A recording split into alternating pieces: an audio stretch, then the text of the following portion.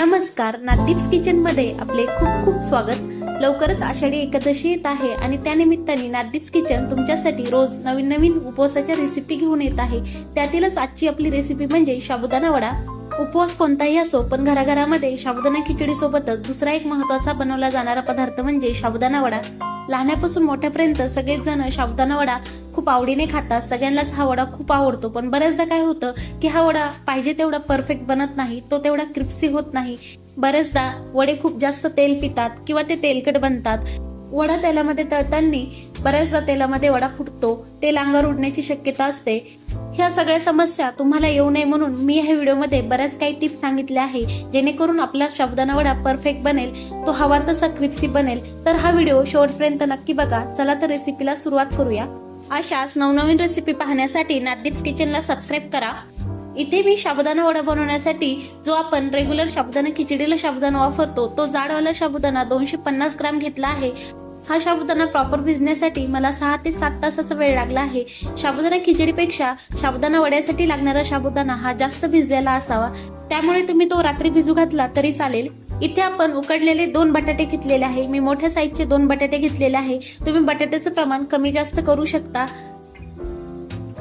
आणि त्याचसोबत साबुदाणा वड्यासाठी लागणारं काही साहित्य, इथे मी बारीक केलेला शेंगदाण्याचा कूट घेतला आहे, हाताला लावण्यासाठी तेल, अर्ध्या लिंबाचा रस, 2 टेबलस्पून रेड चिली पावडर, बारीक चिरलेल्या 4 हिरव्या मिरच्या, आवडीनुसार साखर, तुम्ही साखर स्किप पण करू शकता, आणि चवीनुसार मीठ। इथे मी ब्लॅक सॉल्ट घेतला आहे। हे सगळं साहित्य आपल्याला साबुदाणा वड्यासाठी लागणार आहे।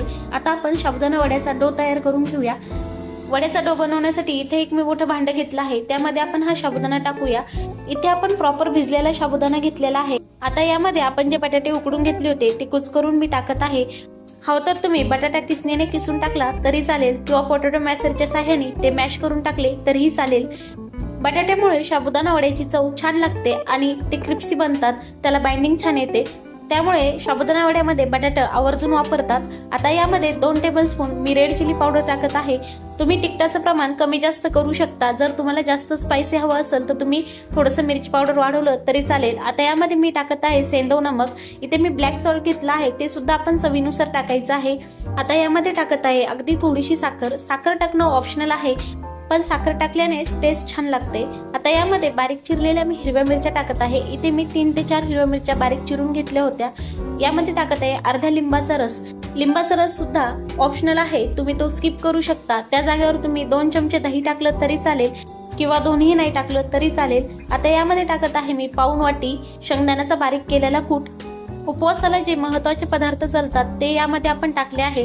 काही भागामध्ये कोथिंबीर, काही भागामध्ये जिरे वगैरे असे पदार्थही चालतात, तर त्या पद्धतीने तुम्ही त्यामध्ये टाकू शकता। आता आपण हे मिक्स करून घेऊया। हे व्यवस्थित आपल्याला मिक्स करायचं आहे। साबुदाणा हातानेच आपल्याला व्यवस्थित मॅश करायचा आहे। बटाटा सुद्धा साबुदाण्यामध्ये व्यवस्थित कुचकरून घ्यायचा आहे। बऱ्याचदा काय होतं की साबुदाणा वडा तेलामध्ये फुटतो, तसं होऊ नये म्हणून तुम्ही साबुदाणा हलकासा मिक्सरला फिरून घेऊ शकता, किंवा पावभाजी मॅशरच्या साहाय्याने मॅश केला तरी चालेल। आणि जर साबुदाणा व्यवस्थित भिजला असेल तर तुम्ही हातानेच व्यवस्थित मॅश केला तरी चालेल। हे सर्व जिन्नस आपल्याला व्यवस्थित मिक्स करून त्याचा एक परफेक्ट असा डो आपल्याला तयार करून घ्यायचा आहे, म्हणजे आपल्याला वडे बनवताना सोपं जाईल। थोडं हाताला तेल लावून आपण हे सॉफ्ट करून घेऊया। इथे आपला परफेक्ट असा डो तयार आहे। आपण लगेच वडे बनवायला घेऊया। वडे बनवण्याआधी हाताला थोडंसं तेल ग्रीस करून घ्यायचं आणि मगच छोटासा गोळा हातामध्ये घेऊन वडा बनवायला सुरुवात करायची, म्हणजे तो गोळा हाताला चिटकणार नाही आणि आपल्याला त्याला व्यवस्थित आकार देता येईल। अशा प्रकारे मी तुम्हाला वडा बनवून दाखवते। तुम्ही पाहू शकता इथे मी एक छोटासा गोळा हातामध्ये घेऊन आधी त्याला गोल आकार दिला आणि नंतर त्याला चेपटा असा आकार दिला आहे। तुम्ही सुद्धा अगदी सहज याच पद्धतीने साबुदाणा वडा बनवू शकता। इथं दाखवल्याप्रमाणे राहिलेले सगळे वडे आपण बनवून घेऊया। इथे मी राहिलेले सर्व वडे बनवून घेतले आहे। 250 ग्राम साबुदाण्यापासून तुम्ही 16 ते 17 वडे सहज बनवू शकता। 4 व्यक्तीला पुरतील एवढ्या प्रमाणात हे वडे बनतात। आता आपण हे वडे लगेच फ्राय करून घेऊया। गॅसवर मी तेल आधीच तापायला ठेवलं होतं।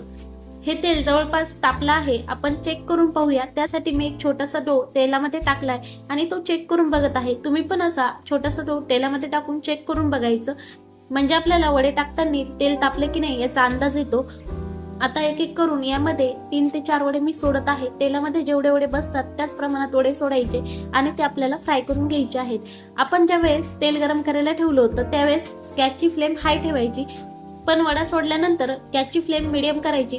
असे केल्याने काय होईल की वडा आतपर्यंत तळला जाईल. जर गॅसची फ्लेम हाय असेल तर वडा फक्त वरच्या अंगाने तळेल आणि आतल्या बाजूने तो कच्चा राहील, किंवा तुम्ही गॅसची फ्लेम लो ठेवली तर वडा फार तेलकट होईल. त्यामुळे गॅसची फ्लेम मिडियम ठेवावी आणि वडे व्यवस्थित तळल्यानंतर थोडासा गॅस वाढवला तरी चालेल.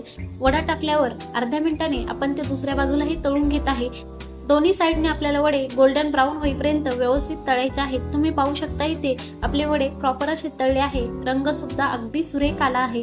चवीला सुद्धा ते तितकेच छान आहेत आणि एकदम वडे फुगले आहेत आणि तेवढेच ते क्रिस्पी सुद्धा झाले आहेत. आपण लगेच ते डिश मध्ये काढून घेऊया. याच पद्धतीने राहिलेले सगळे वडे मी इथे तळून घेत आहे आणि ते व्यवस्थित आपल्याला गोल्डन ब्राऊन होईपर्यंत तळायचे आहेत. वड्यांचा वास अगदी घरभर येत आहे. उपवासाला असे छान छान आणि टेस्टी पदार्थ खायला मिळाल्यानंतर आपल्याला रोजच उपवास धरावा असं वाटेल. आता इथे आपले सगळे वडे तळून झाले आहे. तुम्ही पाहू शकता इथे एकदम परफेक्ट असा आपला साबुदाणा वडा तयार आहे. तुम्ही दह्यासोबत ह्या साबुदाणा वड्याची चव घेतली तर तो अजून अप्रतिम लागेल. मला या वड्यांसोबत झणझणीत अशी तळलेली तिखट मिरची आवडते. एकदम मस्त. मी तुम्हाला वडा फोडून दाखवते. तुम्ही पाहू शकता आतून वडा पोकळ झाला आहे. याचाच अर्थ तो टम फुगला आहे आणि व्यवस्थित असा तळल्या गेला आहे. तर तुम्ही पण करणार ना येत्या आषाढी एकादशीला ही साबुदाणा वड्याची रेसिपी? तुम्हाला ही रेसिपी कशी वाटली मला कमेंट्स करून नक्की सांगा. तुम्ही जर नादीप्स किचन मध्ये नवीन असताल तर नादीप्स किचनला सबस्क्राईब करायला विसरू नका. सोबतच बेल आयकॉनवर क्लिक करा. पुन्हा भेटूया अशाच नवीन रेसिपी सोबत. धन्यवाद.